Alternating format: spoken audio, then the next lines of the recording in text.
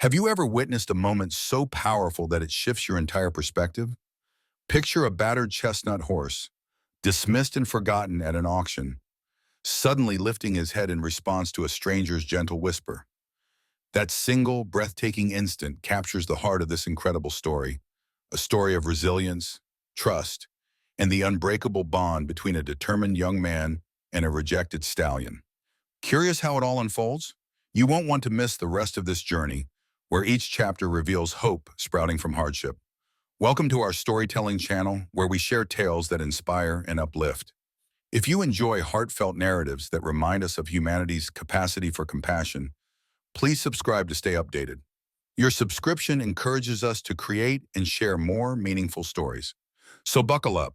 The story of a once forgotten horse rising to reclaim his spirit has just begun, and you'll need to hear it through to the very last word to experience its full impact. The old brick walls of Mayfield Auction House loomed under the harsh fluorescent lights, and the air buzzed with equal parts anticipation and cynicism.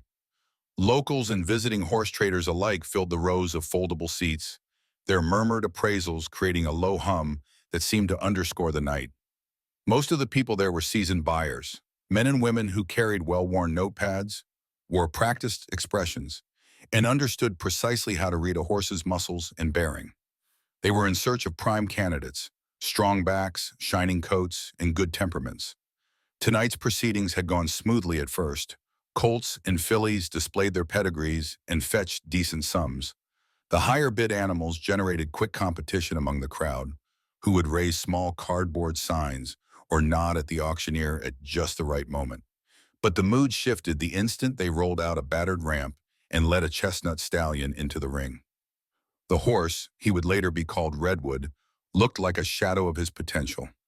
He stood there with his head hanging low and his coat a dull, scratched tapestry of scars. His eyes lacked the spark one usually found in a vibrant, healthy horse, as though life's hardships had sapped all vitality from him. A couple of attendants struggled to get Redwood to move in a circle, but the stallion resisted, letting out a startled snort before stumbling clumsily to the ground. A hushed silence fell across the auction house, soon replaced by mockery. One by one, skeptical buyers muttered thinly veiled insults. "Not worth the space in my trailer," someone said loudly, his laughter echoing. Nearby, a woman in a tailored blazer wrinkled her nose and turned away, muttering, "A waste of time." At the podium, the auctioneer, Mr. Hardwick, whose voice usually boomed with practiced cheer, tried in vain to kindle some interest.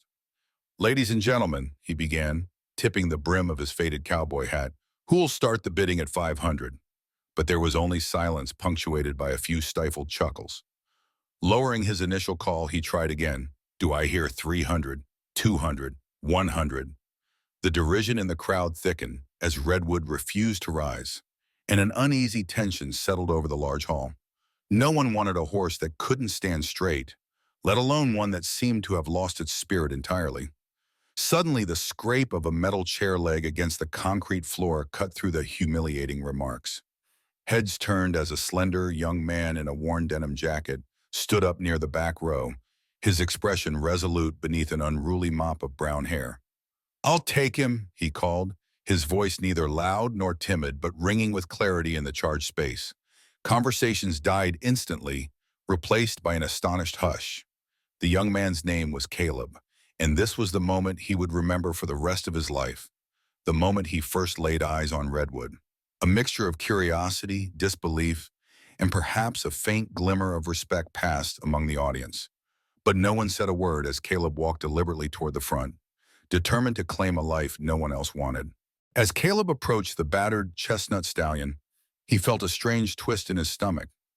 Redwood, sprawled on the auction ring's sawdust-covered floor, looked up at him with an expression that blended resignation and wariness. With measured steps, Caleb knelt beside the trembling horse. A hush settled over the crowd. Onlookers strained to catch every detail of this unusual scene. The thick smell of hay, animals, and old wood mingled with the tang of iron from the sturdy metal panels that formed the ring. Caleb placed a gentle hand on Redwood's shoulder, feeling the tense muscles twitch under his palm. For a fraction of a second, Redwood seemed ready to flinch. But then, he stilled. Caleb leaned in closer, whispers escaping his lips in a tone so soft that only the horse could hear. He told the stallion everything would be all right, and while the words were simple, they were delivered with a conviction that made even the most jaded observers pause. Redwood's ears flicked, the slightest sign of engagement he'd shown all evening. The auctioneer, regaining his composure, signaled for final offers. Of course, there were none. The moment Caleb raised his hand to place the modest bid, the gavel slammed down with a resounding thud.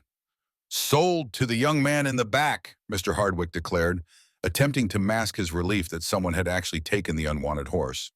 In the awkward hush that followed, a few people scoffed and shook their heads, as though Caleb had simply tossed away his money on a hopeless case. Others whispered among themselves, speculating on his motives. "He's just a dreamer," someone said. "Kid doesn't realize what he's getting into." Still, Caleb ignored the judgmental glances and stepped forward to settle the payment. The dusty corridor leading to the back offices was lit by a single flickering bulb, and the grim-faced clerk barely looked up as he stamped the sale documents. "No returns," the clerk mumbled, as if to warn Caleb for the last time that Redwood was now his responsibility, come what may. Gently, Caleb guided Redwood out of the ring and toward the loading area. The stallion moved with the grace of an animal unsure of every step, ears pinned back in apprehension. Slivers of moonlight cut through the wide, open doors, revealing fresh night air that promised respite from the overheated confines of the auction house. As they crossed the threshold, Redwood took a shaky breath, and in that moment, Caleb felt a surge of resolve wash over him.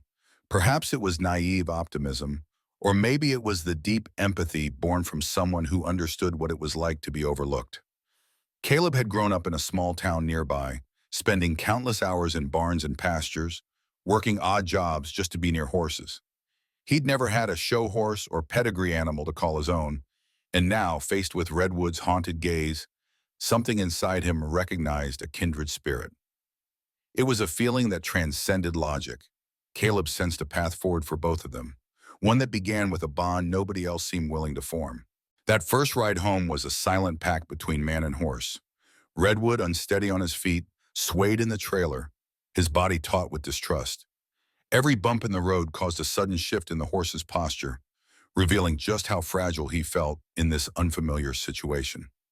Up in the truck's cab, Caleb gripped the steering wheel, glancing in the rearview mirror as though he could keep watch over Redwood's every breath.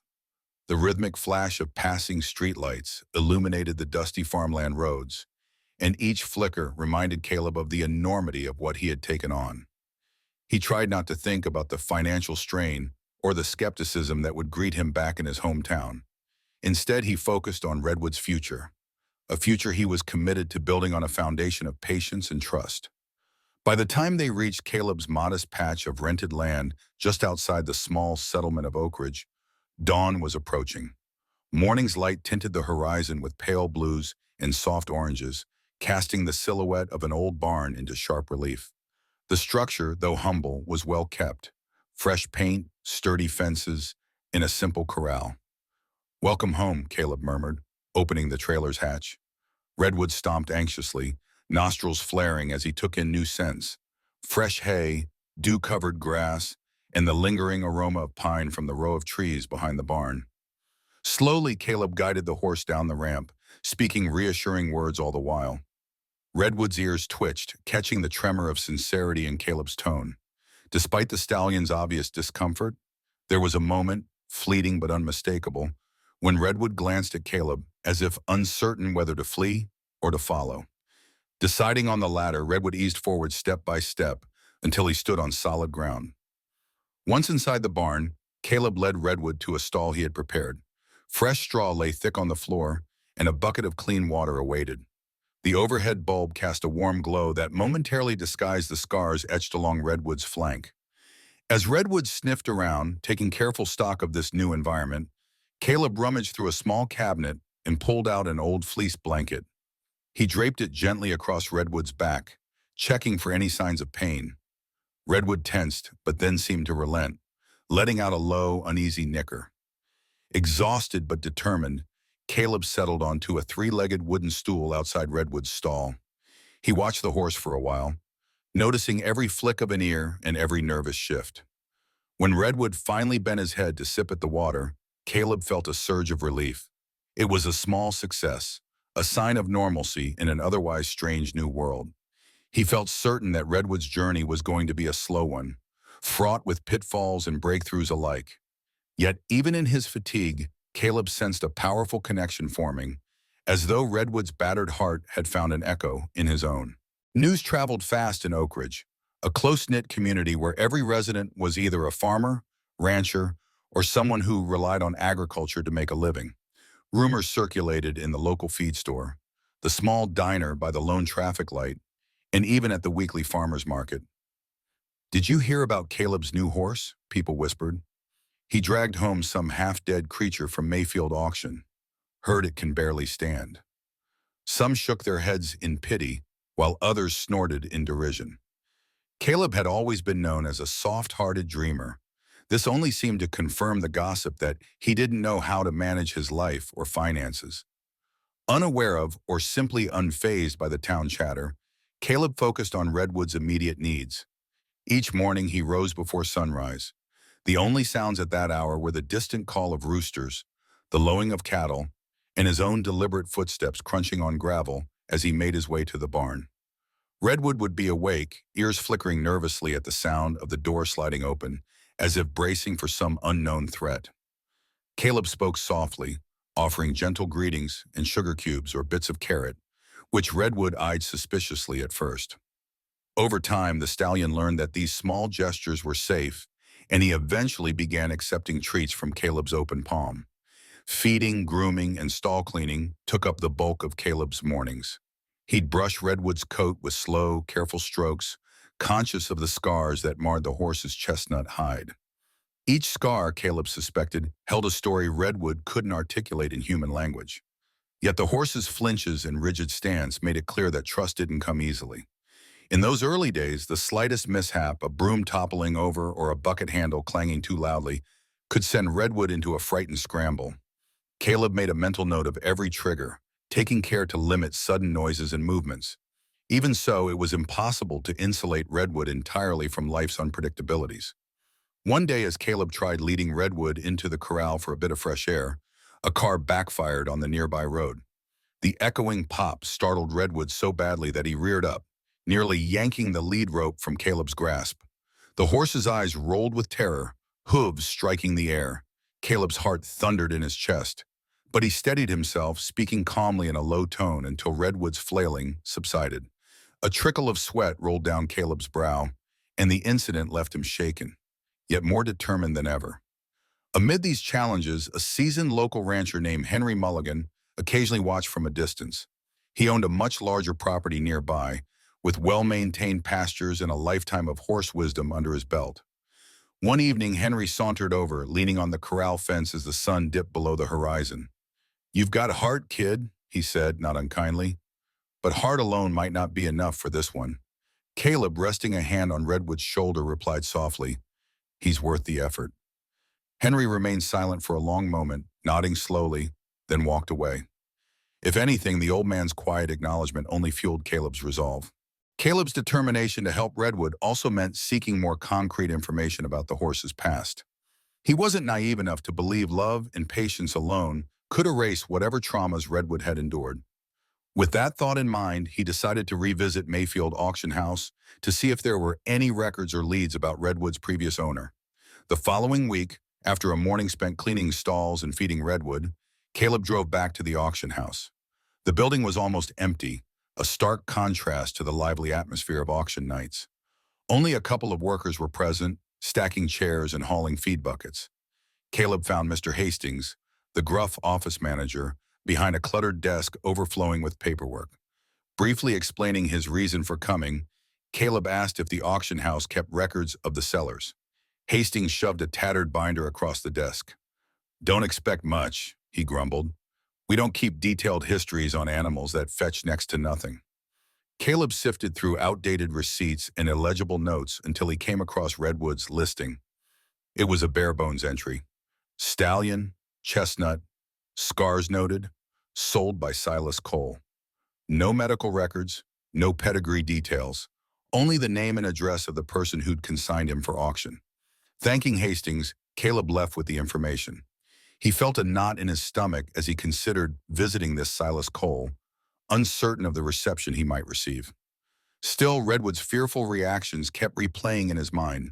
Caleb needed to understand the root of that fear. Perhaps confronting the past head-on was a necessary step to guide Redwood toward healing. Back in Oak Ridge, as he prepared Redwood's evening feed, Caleb couldn't shake his apprehension. He meticulously checked Redwood's legs and hooves for injuries, hoping to ensure the horse was in decent shape should the upcoming trip to Silas Cole's property be lengthy. Redwood seemed calmer, his breathing and pulse steady, but his eyes still held caution. After finishing the horse's grooming routine, Caleb lingered in the stall, letting Redwood nibble from a small pile of alfalfa while he spoke in a quiet tone. "You're not alone in this," he promised, as if Redwood could fully grasp his words. Later that night, long after the barn lights were turned off, Caleb stood on his tiny porch gazing out at the moonlit fields. The hush of the countryside was punctuated by distant crickets and a faint breeze rustling the leaves.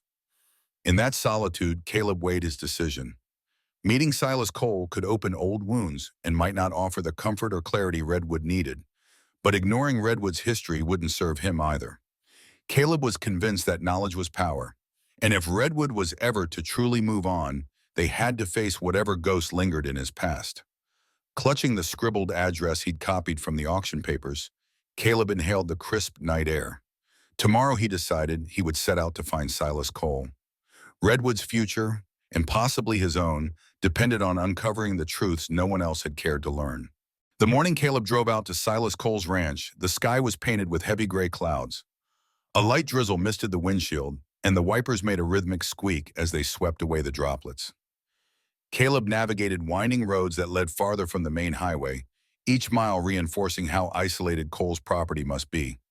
After what felt like an hour of twisting turns, he saw a dilapidated wooden sign that read, "Cole's Endurance Ranch," the letters peeling away after years of neglect.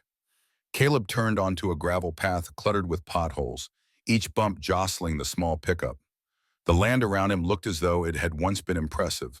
Rolling hills, large paddocks, and even a faded training arena off to one side. But the fences sagged, some sections lying flat on the ground, overtaken by weeds. Broken equipment was strewn about, and the barn's doors hung ajar, one practically off its hinges. The place felt abandoned, yet a lone figure emerged on the porch of the weathered ranch house as Caleb pulled up. Silas Cole was a tall, gaunt man, his posture stooped in a way that suggested both physical and emotional weight. Deep lines etched across his face gave him a perpetually sour expression. He narrowed his eyes at Caleb's approach, as if already assuming this intrusion was unwelcome. "Who are you, glue?"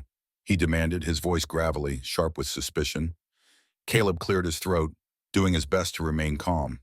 "My name's Caleb," he answered, taking a step forward but leaving a respectful distance. I bought a horse from Mayfield Auction. It was listed under your name." Silas glowered, crossing his arms over his chest. A tense silence fell as the drizzle became a soft rain.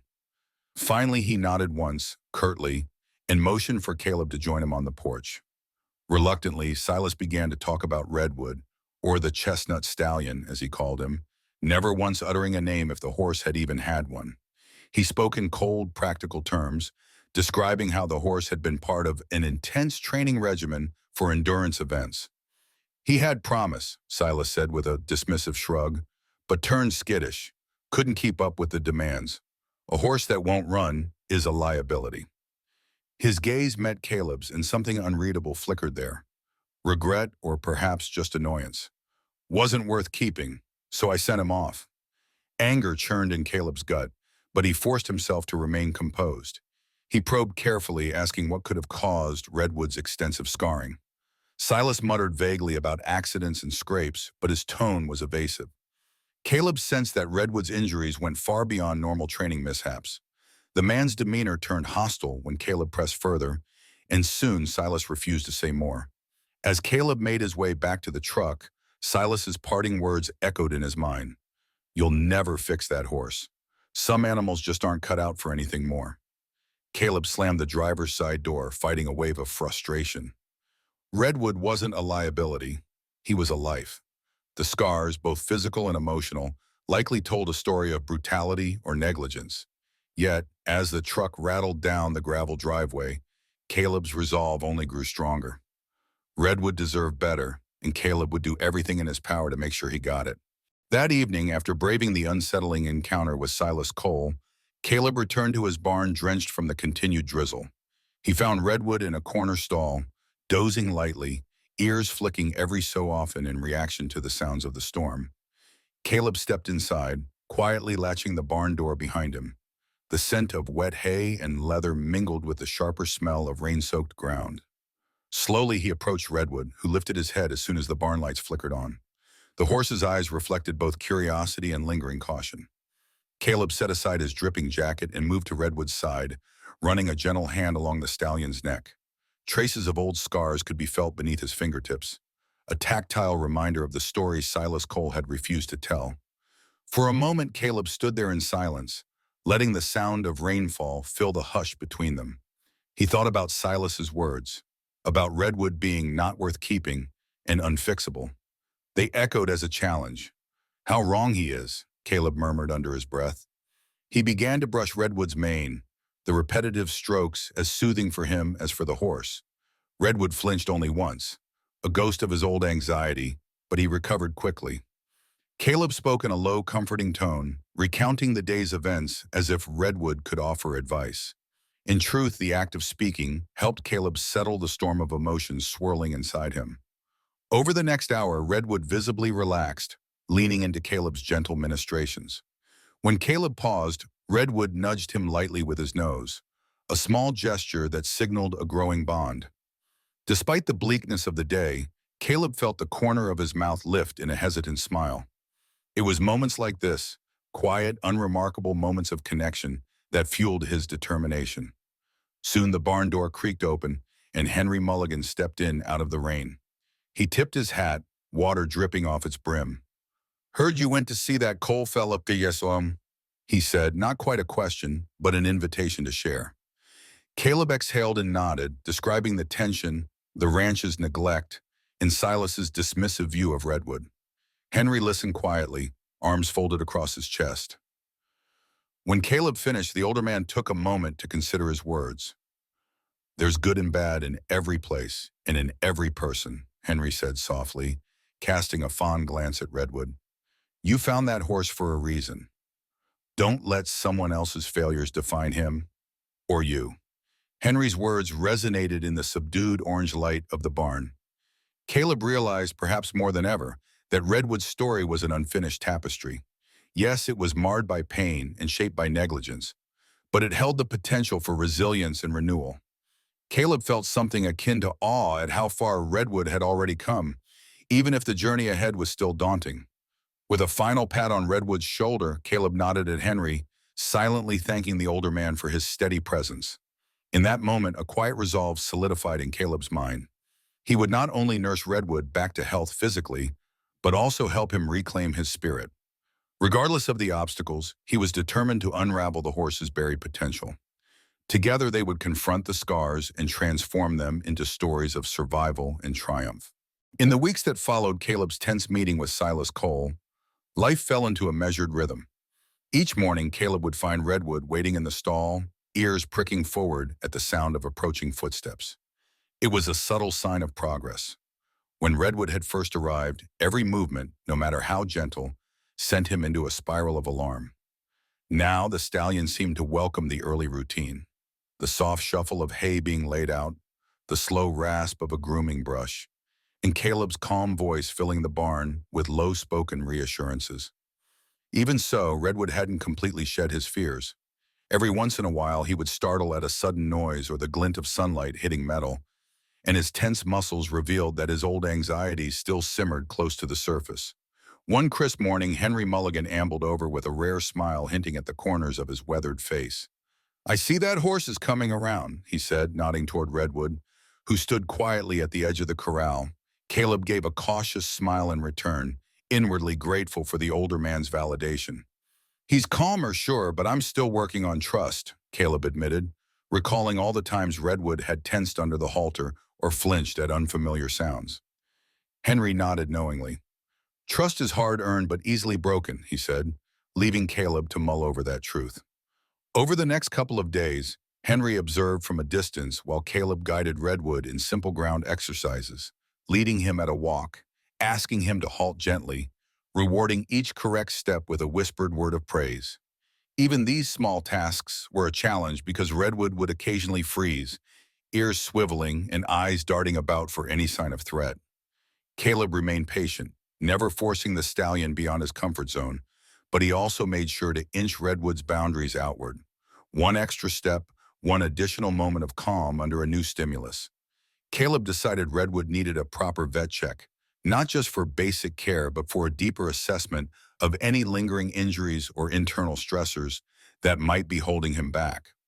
Word had reached him about Dr. Beatrice Moreno, a traveling veterinarian known for her gentle approach and thorough methods. She made her rounds through rural communities, treating farm animals and pets alike, and Henry strongly recommended that Caleb bring her in. She's got an eye for details, Henry said. She might see things we're missing. Caleb wasn't exactly flush with cash, but Redwood's well-being trumped all else. He dug into his savings and scheduled an appointment, hoping Dr. Moreno might uncover some piece of the puzzle that would help Redwood heal fully. Both body and mind. It wasn't just Redwood's future on the line. Caleb felt that in some way he was also proving himself to the entire town. Those who had labeled him an idealistic fool were watching, and while that wasn't his main motivation, it added a layer of unspoken pressure. On a sunlit afternoon, a battered pickup with a small camper shell rattled up the dirt driveway. A woman in her 40s stepped out, brown hair pulled back in a practical ponytail, her face wearing the calm assurance of someone who had seen nearly every animal ailment under the sun. Dr. Beatrice Moreno wasted no time in greeting Caleb with a firm handshake. "Heard you've got a challenging one," she said, her voice warm yet professional. Caleb offered a sheepish grin. "I wouldn't call him challenging. Maybe just misunderstood." Dr. Moreno gave a nod that suggested she knew exactly what he meant. They walked into the barn where Redwood was waiting in a large open stall. The stallion's gaze flicked between Caleb and Dr. Moreno, his ears angled forward in guarded curiosity. She approached slowly, allowing Redwood to pick up her scent and sense her presence before attempting to lay a hand on him. "Easy, fella," she murmured, the same gentle tone Caleb himself used. Redwood tossed his head, but after a moment he let her place a palm on his shoulder. Dr. Moreno ran her hand along the horse's coat, pausing near the scars that marred Redwood's flanks and sides. De Moreno then pulled out a portable stethoscope, a thermometer, and a few other instruments from her bag, proceeding with a careful exam. She checked Redwood's heart rate, breathing, and reflex responses, all while speaking softly to keep him calm. Caleb hovered nearby, ready to intervene if Redwood panicked. But to his relief, the stallion managed to stay composed, with only minimal flinches at the unfamiliar devices. When the exam was done, Dr. Moreno stepped back, removing her stethoscope and letting out a thoughtful sigh. "Physically, he's doing better than I expected," she told Caleb. "Though I can see evidence of past injuries. Nothing fresh, but some appear to be the result of overexertion or mishandling." She examined Redwood's posture for any sign of lameness or lingering damage. "He has some tightness in his neck and shoulders, probably from tension. The emotional aspect, though, that's going to need more than a vet visit." Caleb nodded, relieved that Redwood seemed healthy enough to continue a cautious training regimen. Dr. Moreno flipped open a small notepad and scribbled a few recommendations. Stretches, gentle massages for tense muscle groups, and short, calm walks on varying terrain to build Redwood's confidence. "There's one more thing," De Moreno added, her expression turning earnest. "Horses carry trauma like people do. You're dealing with deep emotional scars that might be tied to specific triggers. If you can find out more about his past, where he was trained and how he was handled, it'll help you figure out how to move forward." Caleb sighed, recalling the stone-cold reception he'd gotten from Silas Cole. "I found some things out," he murmured, "but not enough." Dr. Moreno patted his shoulder reassuringly. "He's lucky he ended up with someone willing to put in the work. Most would have given up." With that, she gathered her gear, left him with a printed list of feed supplements, and promised to check back in a few weeks. That evening, as Caleb stood beside Redwood in the barn, he felt a cautious sense of hope. Redwood's physical health was on the mend, but the emotional journey was just beginning. Still, every small victory in Redwood's demeanor, every calm breath, every curious glance, felt like a testament to their growing bond. Determined to implement Dr. Moreno's advice, Caleb began a structured training schedule. Early each day, after feeding and a gentle brushdown, he guided Redwood outside, starting with short distances around the property. The first few mornings saw Redwood balking at new sounds, the neighbor's barking dog, the rumble of a distant tractor, or even the wind whipping through tall grass. Yet, with each passing day, Redwood showed marginal improvements, standing his ground a few seconds longer before spooking or recovering more quickly from each startled jump. Caleb also introduced basic physical therapy. Using a long, flexible rope, he led Redwood through simple stretches. The stallion's front legs would extend forward or sideways, gently working the tense joints in his shoulders and neck. Moreno had suggested these easy exercises to alleviate the muscle stiffness that often accompanied traumatic experiences. In the beginning, Redwood eyed the rope warily, but Caleb's calm and patient energy soothed him enough to allow the routine. Gradually, Redwood's strides grew more relaxed, as if he was learning to trust his own body again. One late afternoon, Henry Mulligan strolled up to the corral, pausing to watch as Caleb guided Redwood through a short trot in a makeshift round pen. The stallion moved slowly, his ears flicking with every new sound, but he maintained a steady gait. Henry let out a low whistle, clearly impressed. "He's come a long way," Henry remarked. "Remember the day you couldn't get him to set foot outside the barn without spooking?" Caleb nodded, recalling those early struggles. "I do, but it's still day to day. Some days he's great, other days he's too anxious to think straight." Redwood tossed his head then, as if sensing the conversation, but settled without further drama. Caleb patted the horse's neck. By now, the community had largely switched from mocking Caleb's choice to mild curiosity or even respect. The local feed store owner, once skeptical, had started asking, "How's that chestnut of yours doing?" whenever Caleb dropped by to pick up alfalfa or grain. A couple of teenagers who helped muck out stalls for pocket money were mesmerized by Redwood's slow transformation, occasionally snapping photos with their phones to share on social media. At the end of another day's workout, Caleb unclipped Redwood's lead and let the stallion wander freely around the corral.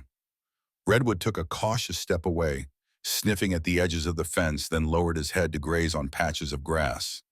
Leaning against the fence, Caleb could almost feel Redwood's newfound sense of security. Yet he also sensed that they were, in many ways, nearing a plateau. Redwood was gaining physical strength and a measure of trust, but his emotional hurdles remained high. Even as Caleb embraced these small wins, he couldn't help recalling Dr. Moreno's words, "Horses carry trauma like people do." A part of Redwood was still locked behind the memory of past abuse, those battered fences at Silas Cole's ranch, the punishing demands of endurance training, and who knew what else. To fully free Redwood from those shadows, Caleb would need more than routine exercises. He'd need something that would challenge Redwood to redefine himself and prove that those old demons no longer ruled his present. The breakthrough came in an unlikely form one morning when Henry Mulligan showed up earlier than usual, his battered pickup grinding to a halt by the barn. He opened the passenger door and a lanky man about Caleb's age stepped out. The man wore a sun-bleached cap pulled low over sharp gray eyes and carried himself with a confidence that bordered on arrogance.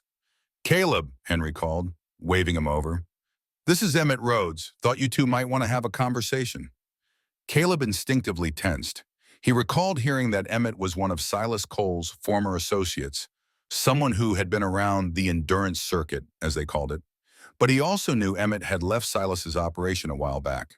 His name often popped up in stories about rogue trainers who worked for different ranches, drifting from place to place. Caleb wasn't sure he wanted Redwood anywhere near that world again. Emmett studied the barn, taking in Redwood's stall at a glance, then looked Caleb in the eye. "Heard about your horse," he said, voice subdued yet direct. "Wanted to see him myself." Caleb hesitated, glancing at Henry, who merely offered a small nod of encouragement.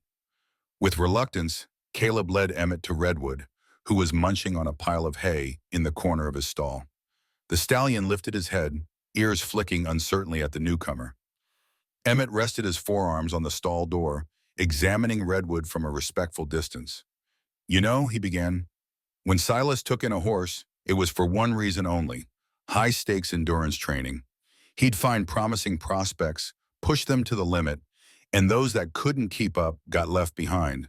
But Redwood, Emmett paused, squinting thoughtfully.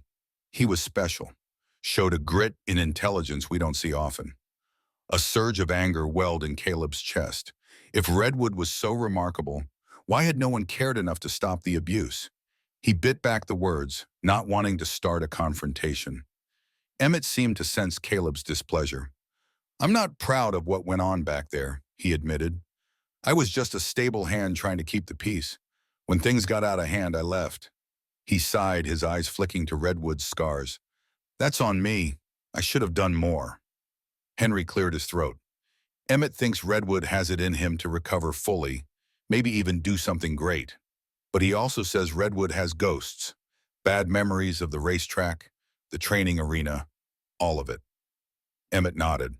"If you want Redwood to trust himself again, you might have to face those ghosts head on. Take him to a track, not to push him in a race, but to help him realize it's just a place, not a punishment." Caleb's stomach twisted at the idea. He'd spent all this time shielding Redwood from anything remotely stressful. Yet deep down, a part of him understood Emmett's point. Redwood had been traumatized in that environment, so perhaps the only way to truly conquer that fear was to show him a different experience, a more humane, caring approach. "I need time to think," Caleb said quietly, running his hand over Redwood's mane. The stallion gave a soft snort, as if echoing his own uncertainty. Over the next week, the concept of taking Redwood to an actual track rattled around in Caleb's mind. He discussed it briefly with Dr. Moreno, who was more cautious than opposed. "Confronting trauma can be healing," she allowed on, "but it has to be done gently, and only when you're sure Redwood's ready." Henry also weighed in, reminding Caleb that forcing Redwood into a stressful situation too soon could undo months of progress. Even so, the seed was planted, and Caleb recognized that if Redwood was ever to move beyond his harrowing past, he needed to reclaim that lost territory in a way that replaced fear with confidence. In the meantime, Emmett Rhodes became a reluctant yet consistent presence. He showed up in the mornings offering pointers on gentle training techniques tailored to Redwood's history. Though Caleb remained wary, he listened closely. Emmett's advice often touched on the very details Redwood struggled with: transitions from walk to trot, acceptance of certain sounds like jingling harnesses, and the psychological component of stepping onto new terrain. "He's got the muscle," Emmett observed, watching Redwood circle the corral. "Now he needs to know he can use it without repercussions." Caleb noticed Redwood responding positively to some of Emmett's suggestions. For instance, Emmett set up small, unobtrusive obstacles around the corral, barrels and ground poles, to mimic the unfamiliar shapes and shadows Redwood might encounter in a busier environment. The first session was rocky. Redwood hesitated at every new obstacle, sidestepping anxiously. Yet with Caleb's soft encouragement and Emmett's quiet, unobtrusive presence, Redwood began to navigate these miniature challenges with growing confidence. Despite the gradual improvements, Caleb still felt a knot in his stomach whenever he thought of an actual racetrack. It loomed large in his imagination as a place of high-pressure competition and emotional turmoil, precisely the environment Redwood had been pushed to endure. Yet he also remembered Emmett's words: "It's just a place, not a punishment." That idea had grown into a tentative hope. Maybe Redwood could experience a track without the same fear and abuse. Finally, on a chilly morning when the first hints of autumn touched the air, Emmett approached Caleb with a proposition. "I've got access to a small training oval about an hour from here," he said, adjusting the brim of his cap. "It's not the big leagues, just a private course some folks use for light exercise. No crowds, no speakers blaring. We can take Redwood there at a quiet time, let him see it's not the end of the world." Caleb's first instinct was hesitation, but he also sensed Redwood had reached a point where new stimuli were necessary if he was to progress further. Simply walking in circles around the corral wasn't enough. Redwood needed a gentle push toward conquering his fears. "All right," Caleb finally agreed, though his throat felt tight. "Let's do it, but we go slow, and if Redwood shows signs of panic, we're out." Emmett nodded, respecting the boundary. Their plans were set. Early next week, they would trailer Redwood over to this private track, giving him a chance to stand on the dirt oval under calmer conditions than he had ever known in the past. That evening, Caleb told Redwood in the barn, as if the stallion could understand every word, "We're going on a little trip, but I promise I'll be right there with you." On the morning of the trip, the sky was lacered in soft gray, with slivers of pale sunlight breaking through. Caleb rose at dawn, feeding Redwood an early but light meal to keep him comfortable for the trailer ride. Emmett arrived with his own truck and a newly serviced horse trailer, checking the tires and hitch with meticulous care. Together, they led Redwood inside. The stallion hesitated only a moment, glancing back at Caleb with what looked like a mix of question and trust. It was a leap of faith, both for Redwood and for Caleb. The drive was quiet. In the passenger seat of Emmett's truck, Caleb kept glancing at the side mirrors, watching the trailer as if his stare alone could keep Redwood calm. Emmett tried some conversation, but Caleb's attention drifted in and out. His thoughts lingered on Redwood's possible reactions. The noise of the track gate, the unfamiliar smells, the texture of the dirt, and the lingering echoes of past trauma. Would Redwood bolt the moment he set foot on the oval, or would he find some measure of confidence? They arrived at the private training oval mid-morning. A tall chain-link fence surrounded the perimeter, but the grounds were eerily silent. No horses galloping, no trainer shouting, just a few birds perched on the fence line. Caleb exhaled in relief. This was precisely the setting Redwood needed, calm, controlled, and free from any competitive frenzy. Emmett shut off the engine, and together they stepped out to unload Redwood. The stallion's eyes went wide when he emerged into this new environment. His nostrils flared, taking in the smell of dirt track and the faint tang of old liniment oils. He pranced in place, a bit of tension rippling through his body. Caleb quickly steadied him with a light touch on the halter, murmuring soothing words. Emmett kept a respectful distance, observing how Redwood acclimated. They led Redwood toward the track entrance, which was just a simple opening rather than the jarring clang of a starting gate. Redwood snorted, every muscle taut. Caleb's heart pounded, but he continued speaking in a calm tone, reminding Redwood that this was different now. No harsh whips, no punishing demands. Step by tentative step, Redwood advanced onto the compacted dirt. His hooves left shallow prints in the soil, each impression a marker of a fear confronted. Once Redwood stood on the track, he paused, lifting his head high as he surveyed the empty stands and the oval expanse. For a long moment, neither Caleb nor Emmett spoke. It was as though Redwood was deciding whether to trust this place. Then slowly, Redwood let out a breath, his flank quivering, but no longer rigid. Emmett approached gently, offering a soft pat on Redwood's shoulder. "You're okay," he said under his breath, echoing Caleb's sentiment. They began walking Redwood in a slow circle along the inside rail. Although the stallion's ears remained alert, he didn't shy away or attempt to bolt. Each time Redwood managed a calm, steady step, Caleb praised him. Together they completed a half circuit of the track at a gentle walk. It was far from galloping, but in that moment, it felt like a monumental victory, a statement that Redwood's scars no longer dictated his every move. Encouraged by Redwood's unexpectedly composed reaction, Caleb and Emmett guided him around the track again, this time letting him pick up a soft, easy trot. The rhythm of Redwood's hooves against the dirt brought a surge of emotion welling up in Caleb's chest. He remembered the days when Redwood could hardly stand in the auction ring, spirit seemingly extinguished. Now, here he was, moving with a semblance of grace in a place that once symbolized nothing but fear. Still, Redwood wasn't entirely carefree. Whenever a gust of wind rattled the fence, he'd flinch and his tail would swish nervously. Yet each time, Caleb remained by his side, offering a calm word or a reassuring touch.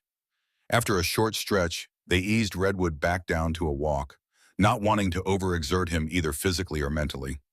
Emmett gestured for Caleb to stop near the center of the oval, and Redwood stood there, ears perked as if trying to decode this new world. Emmett watched the stallion carefully. "He remembers enough," he said under his breath. "Enough to be apprehensive, but not so much that he can't learn a new perspective." Then he turned to Caleb. If he were truly broken, he'd be trying to jump the fence to get away. The fact that he's still here, taking cues, means there's hope. A faint smile tugged at Caleb's lips. "He's already proven how strong he is," he murmured, running a hand along Redwood's mane. "Now it's about showing him he doesn't have to be afraid of this place." With that, they gave Redwood a moment to rest. Despite the cool day, a thin layer of sweat darkened the horse's coat along his neck and flank, evidence of the adrenaline he was burning. After a brief pause, Emmett suggested one more lap, just to leave a positive impression. Caleb agreed, and they set off again at a relaxed walk. Redwood's posture was marginally more confident this time. His head stayed a bit lower, and his strides felt smoother. When they finished the circuit, Emmett motioned toward the exit. "That's enough for today," he said. "Don't want to push our luck." As they led Redwood back toward the trailer, Caleb sensed a shift in the stallion's demeanor, subtle but undeniable. It was as though Redwood had faced a ghost and come away realizing it wasn't the monster he remembered. Of course, that didn't mean the specters of his past were entirely banished. Healing, Caleb knew, wasn't linear. There would be setbacks, but for now, this victory felt tangible. They loaded Redwood into the trailer without much fuss, and Caleb took a moment to stroke his muzzle.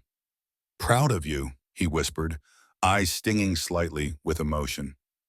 Redwood blinked, calm and steady. For all the trouble they'd gone through, here was a horse learning, step by step, that life could be different. On the ride home, Caleb found himself feeling lighter than he had in months. He glanced at the side mirror and thought, "We did it together." In the days that followed, word of Redwood's successful trip to the private track spread.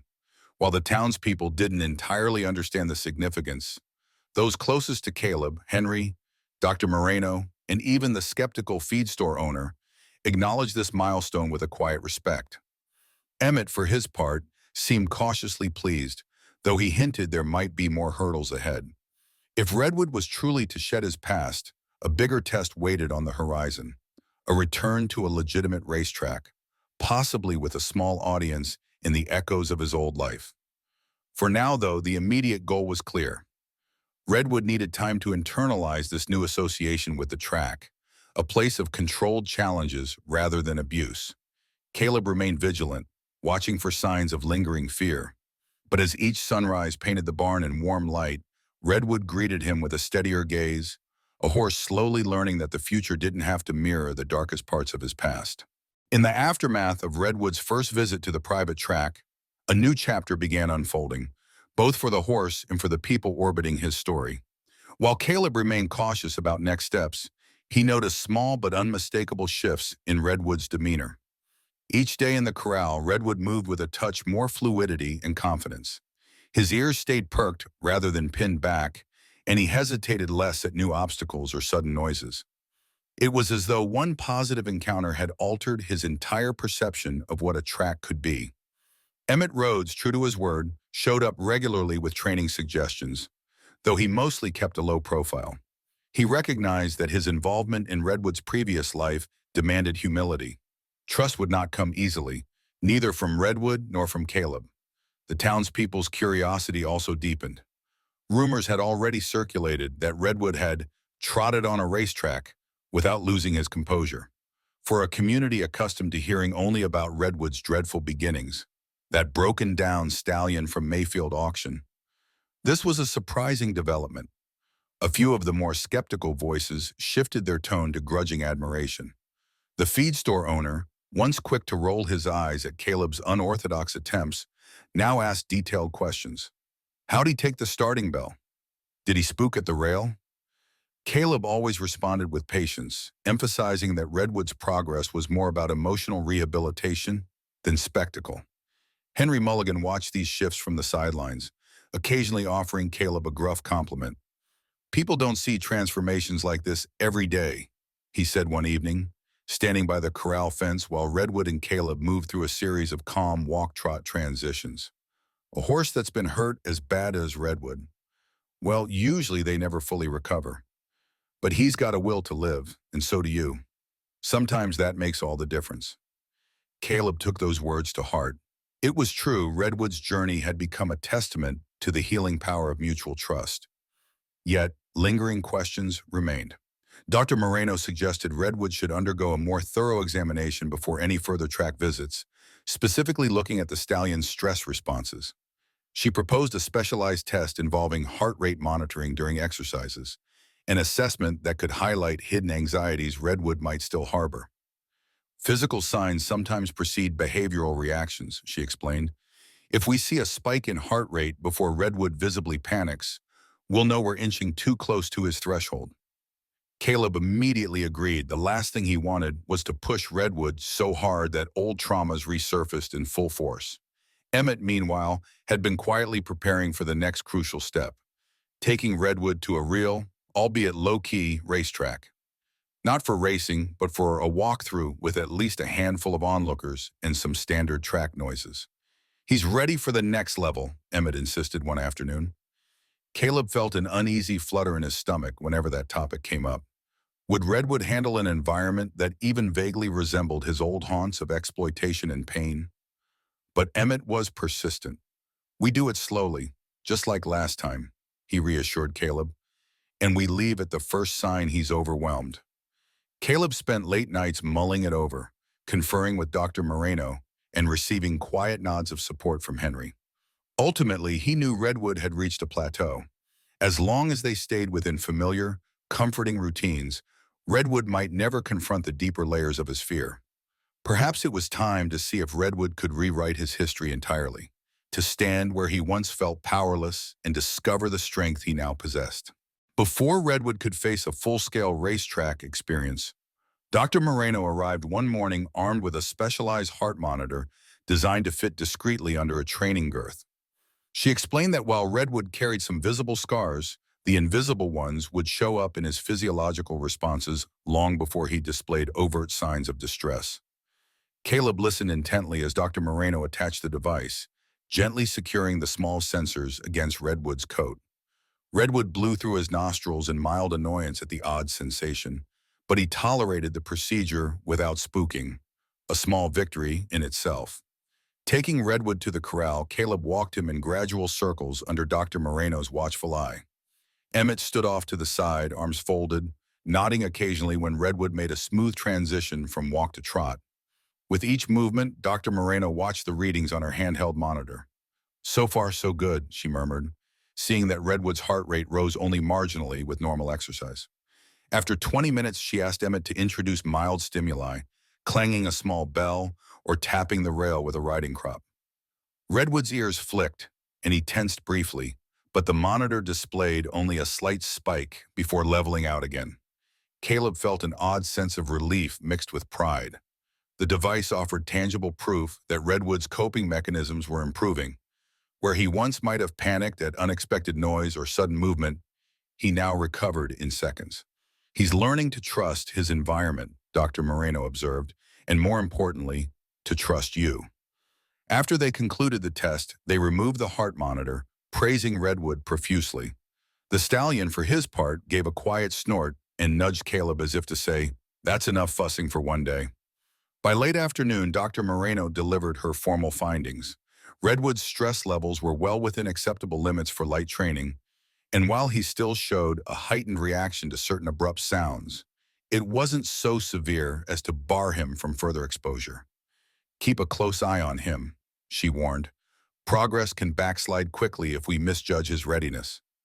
Caleb nodded, absorbing her caution like a promise.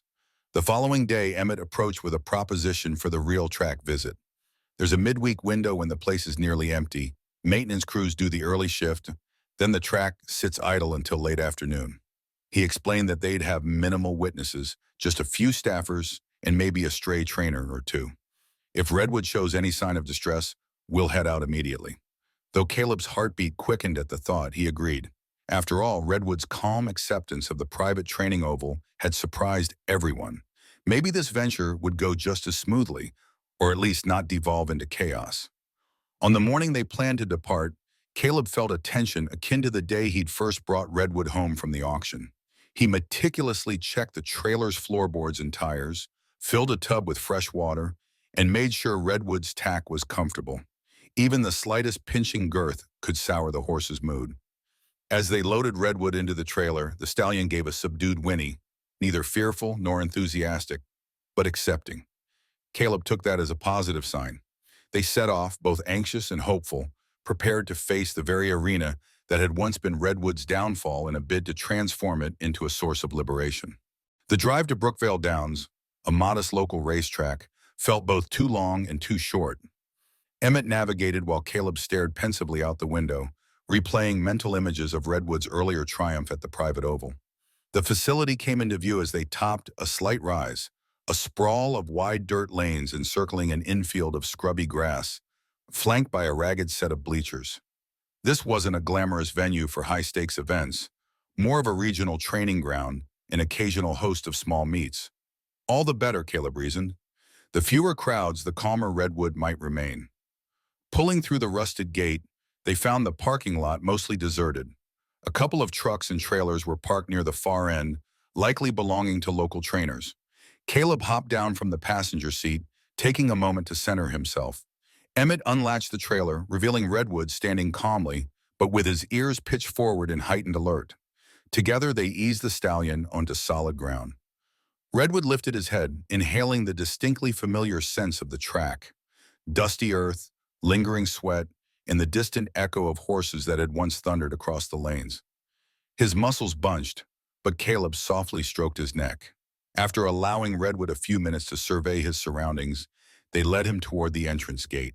A lone maintenance worker watched from afar, leaning on a rake. Seeing Emmett, he merely nodded before returning to his tasks. "Perfect," Emmett said under his breath, relief evident in his tone. "Couldn't have asked for quieter conditions." Caleb agreed, though his knotted stomach remained. Would Redwood suddenly recall the harsh commands and punishing whips he'd endured in his past? Or had their steady groundwork truly taken root? Crossing onto the track, Redwood halted, lowering his head to sniff the dirt. He snorted, pawing the ground once as if testing the surface. Step by step, Caleb led him along the inside rail. Emmett trailed a few yards behind, ready to intervene at the slightest sign of panic. Redwood's ears swiveled, but he followed Caleb's cues, walking with tentative confidence. They made it halfway around the oval before Caleb paused to let Redwood process everything. The stallion raised his head to take in the stands and the scoreboard. Nothing moved there, just empty rows of seats. A clatter broke the silence. Someone in the stables beyond had slammed a door. Redwood jerked his head up, his nostrils flaring. Caleb tensed, bracing for a potential meltdown, but Redwood only gave a single anxious prance, then steadied, glancing at Caleb as though seeking reassurance. Caleb murmured softly, and Redwood's ears flicked forward. It seemed Redwood was drawing on the memory of his earlier track session, the knowledge that not every loud sound spelled doom. After a brief hesitation, Redwood resumed his walk, letting out a prolonged breath. Caleb exchanged a glance with Emmett. A silent surge of optimism passed between them. This was a milestone that would have been impossible mere months ago. Continuing the slow circuit, Redwood's body remained on alert, but he didn't fall apart. With each forward stride, they left behind one more echo of the horse's traumatic past. When they completed a full lap without incident, Emmett turned to Caleb, a flicker of triumph in his eyes. "Let's let him rest," he suggested, gesturing toward the center of the track. They guided Redwood off to the side, giving him space to stand still and observe. His eyes scanned the bleachers and the length of the oval, but the panic never came. For a few precious minutes, Caleb simply stood there, hand resting gently on Redwood's shoulder, both of them breathing the dusty air in tandem. "You're doing great," Caleb whispered, voice choked with emotion he refused to show too openly.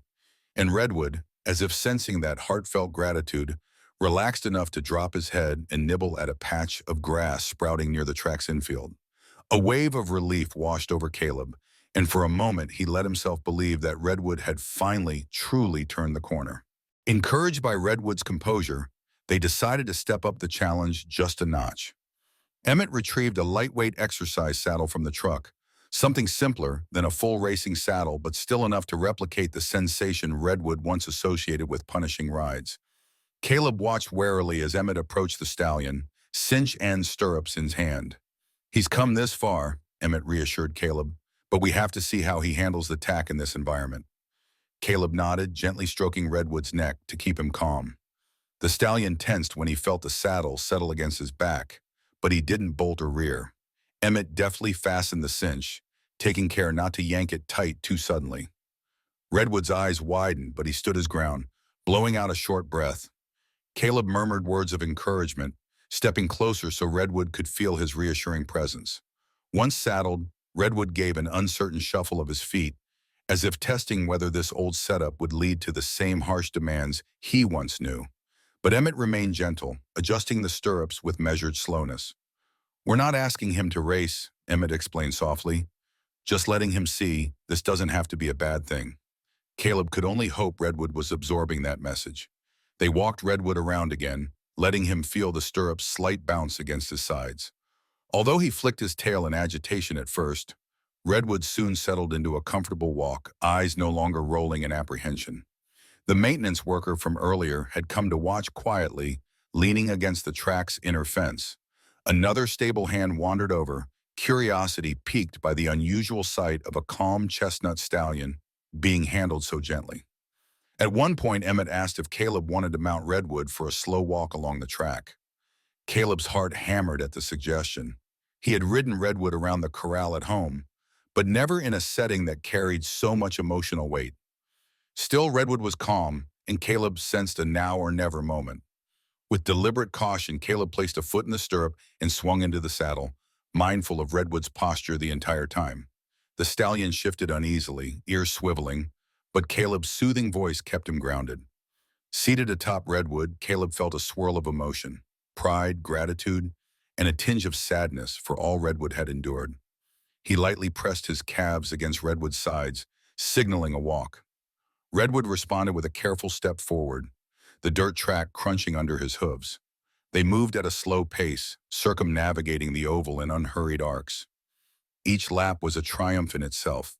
Redwood didn't shy, didn't freeze, and didn't exhibit the raw panic that once defined him. When they finally came to a stop, Redwood's flanks glistened with a light sheen of sweat, but his breathing was steady. Caleb slid off, patting the horse's neck.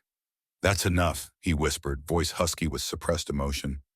Emmett nodded in agreement, beaming like a proud parent. Though it was just a short, low-pressure circuit, the moment carried the weight of Redwood's entire history. He had faced the track, saddled and ridden, without succumbing to the memories that once haunted him. If there was a victory lap to be taken, this was surely it. By the time they finished, a small contingent of onlookers had gathered. No official audience, just a few casual passers-by who recognized a turning point when they saw one.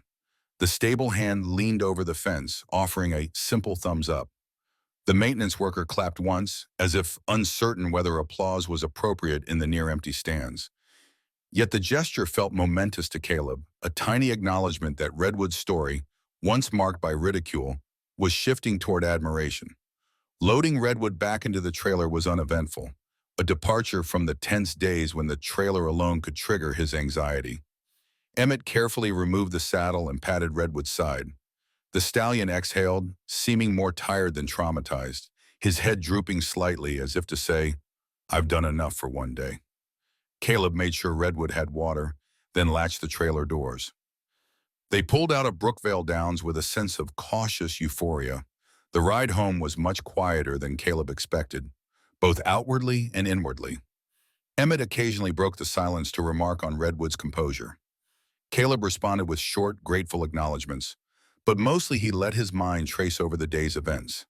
He kept returning to the image of Redwood, ears forward, taking calm strides on that very track that once echoed with fear.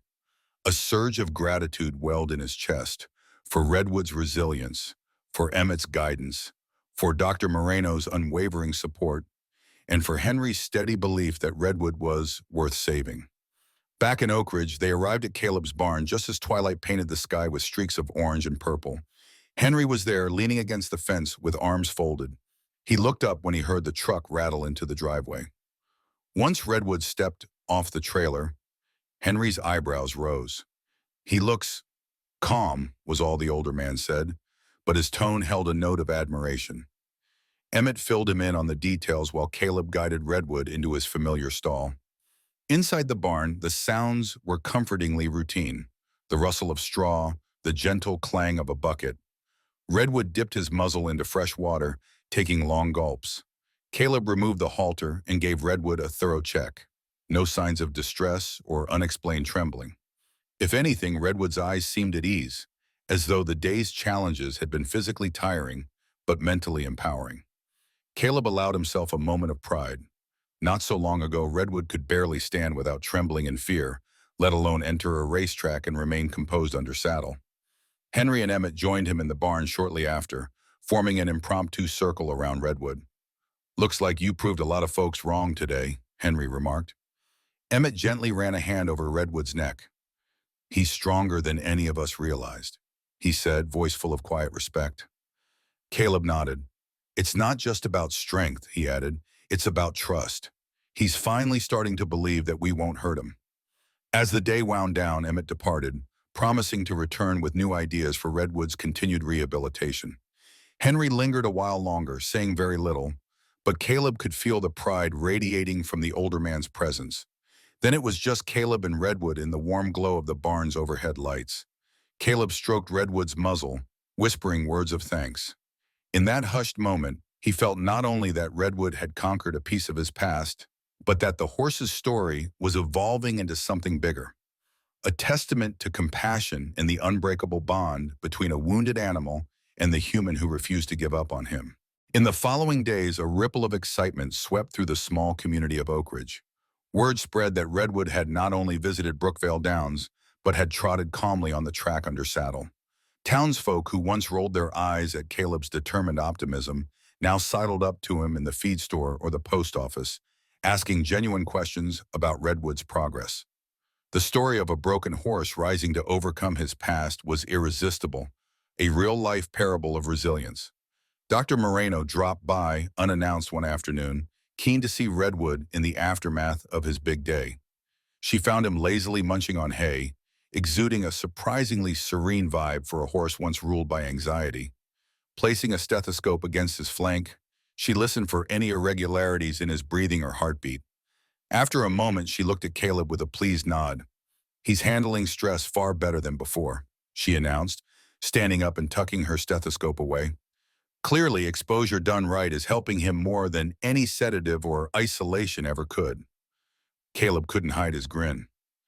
That same week, Henry Mulligan shared a conversation he had had with one of the local teachers at the elementary school. The school planned a small, inspirational animals segment for a community day, essentially a series of short presentations demonstrating how people and animals can help each other. The teacher, aware of Redwood's transformative journey, wondered if Caleb might bring Redwood to the school, at least for a short, controlled demonstration. "He wants you to talk about overcoming adversity," Henry explained, stroking his chin. "Show the kids how Redwood went from an auction reject to a horse that trusts again." The request made Caleb's stomach flutter with a mix of nerves and excitement. Bringing Redwood to a racetrack was one thing. He was used to wide-open spaces and uniform surfaces. A school setting, however, could be far more unpredictable. Children running around, loud noises, squeaking playground equipment. Yet the idea of sharing Redwood's story appealed to Caleb's sense of purpose. "If we do it," he mused, "we'll need to create a safe, contained area. Redwood still spooks at sudden chaos." Henry agreed, promising to help coordinate with the teacher to minimize potential stressors. When Emmett heard the plan, he raised an eyebrow. "It's definitely a new kind of challenge," he said, "but Redwood's proven he can handle unexpected situations, if you're by his side." With Emmett's guidance, Caleb spent a week gradually introducing Redwood to sounds reminiscent of a schoolyard. Recorded clips of children's voices and playful shrieks piped in at low volume. At first, Redwood pranced around in confusion, ears pinned back. But day by day the volume increased, and Redwood showed fewer signs of distress. "Desensitization," Dr. Moreno confirmed when Caleb shared the process. "You're giving Redwood a chance to realize kids' laughter isn't a threat." As the day of the presentation drew closer, Caleb still felt pangs of anxiety. Were they moving too fast? Redwood had worked miracles at the track, but a school environment was a different beast. Yet every time Redwood trotted calmly despite loud recordings, or allowed the stable's teenage helpers to approach him in a playful manner, Caleb's confidence grew. Maybe, he told himself, this is Redwood's next step, to show the world what second chances look like. On the morning of the school demonstration, an early autumn sun bathed Oak Ridge Elementary in a soft golden light. Folding tables and chairs dotted the playground area for various exhibits showcasing farm life, rescue dogs, and even a small pen of baby goats. Caleb arrived towing Redwood in the trailer, accompanied by Henry and a couple of volunteers who helped set up a portable corral. The children, abuzz with excitement, craned their necks trying to peek at Redwood as the trailer door opened. Stepping off the ramp, Redwood raised his head, ears swiveling. A chorus of young voices greeted him, some squealing in delight, others calling out random greetings. Caleb felt Redwood's muscles tighten, but he gently placed a hand on the stallion's neck, murmuring soft words of reassurance. Slowly, Redwood lowered his head, still wary but not bolting. An eager teacher ushered the kids back a few steps, giving Redwood the space he needed to adjust. They led Redwood into the portable corral, an enclosure tall enough to discourage any sudden leaps. Henry stationed himself at one side, ready to maintain order, while Caleb entered with Redwood, halter in hand. The children gathered around the outside, eyes shining. One boy bravely asked, "Why does he have scars?" The question hung in the air, a stark reminder of Redwood's past. Caleb paused, measuring his response. "He had a tough start in life," he said gently, patting Redwood's flank. "But he's learning that not all humans are cruel."